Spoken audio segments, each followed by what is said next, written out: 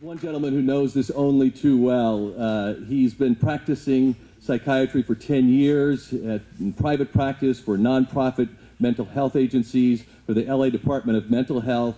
He has a passion for empowering mental health individuals and clients and collaborating with them in their recovery. And so right now I'm proud to introduce the president and co-founder of Recovery in Action International, Dr. Christopher Camilleri. So actually, this is the biggest party that I've ever thrown in my entire life. And what this is for us is a celebration of the reality that anyone with a mental illness, no matter how serious or hopeless they may seem, can recover and they can get better.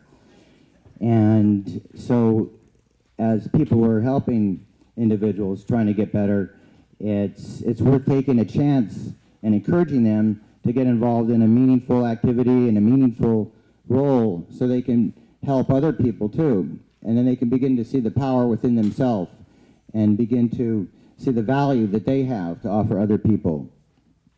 And how do I know this? It's because both of my professional experience and seeing many people recover in the 10 years that I've been working as a psychiatrist, and in addition to that, it's because my personal experience with severe depression in my 20s that I've recovered from. And I had a period of 7 or 8 years during my 20s when just about every year for about 6 months or more each year I would fall into a deep depression. And as each year wore on, I began to give up my goals. I began to give up on myself. I began to give up hope for my future. And being able to, I wasn't sure if I'd be able to have a career or a significant other or good friends.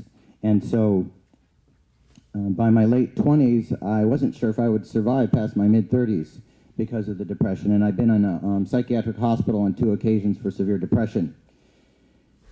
But I had some good help from my family and from some good friends, and from I got involved in some peer support groups, and I had some good psychotherapists, some good psychiatrists, and so I gradually got better, and I made some very good friends. And so what I learned through this experience is that in many ways my greatest weakness has become my strength. And so now I can help other people to get out of a space of hopelessness. And I know how to show them some steps along the way because of what I've been through.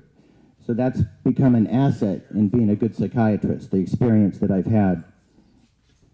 And so I decided about 2 to 3 or 4 years ago to go public with this, because I thought it might help others to be able to ask for help and to make them realize that they also could get better. And so I started speaking publicly about this, and so it began to attract some people around me to do the same thing. And what happened was we eventually started this organization, Recovery in Action. It sort of happened gradually, and so that's what this event is. It's our first kickoff event.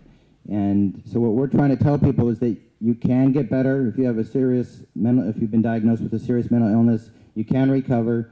And so there's hope. And so that means that you should put in the work that you need to do to get better.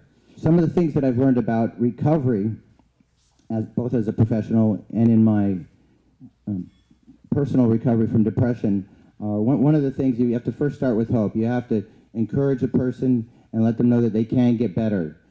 And having people who believe in you is also very important, and having a good support system. And some very basic things that are important are emotional and financial stability, having a place to live, and for many mental health clients, spirituality is a very important part of their recovery. And peer support and mental health services are also important to many people in their recovery. So any one of these things, or every one of those things is important, but not every single facet is important to everyone recovering. It's a very individual process. So people kind of pick and choose what they most need to help them. And another thing that I'm hoping that Recovery in Action can do, and we are starting to do already, is to build alliances with 3 different groups within the mental health community. These include the mental health consumer advocates, the mental health clients, the mental health professionals, and in addition to that, the family members.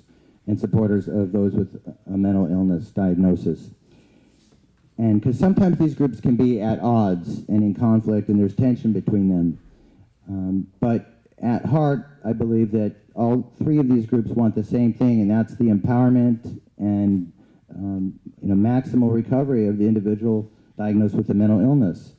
And so we're trying to build alliances with all three of these groups. Finally, I just want to say that the funds that we are raising through fundraisers and grants we're going to use to expand our speakers bureau, to give mental health recovery presentations to mental health clients, mental health professionals in the general community, and we're also going to use it to help improve in developing our peer mentoring program, where we're going to take mental health clients who've been in recovery and are getting better, and then we're going to teach them some skills and strategies and techniques to help others recover, and to also to be better advocates to help improve our mental health systems.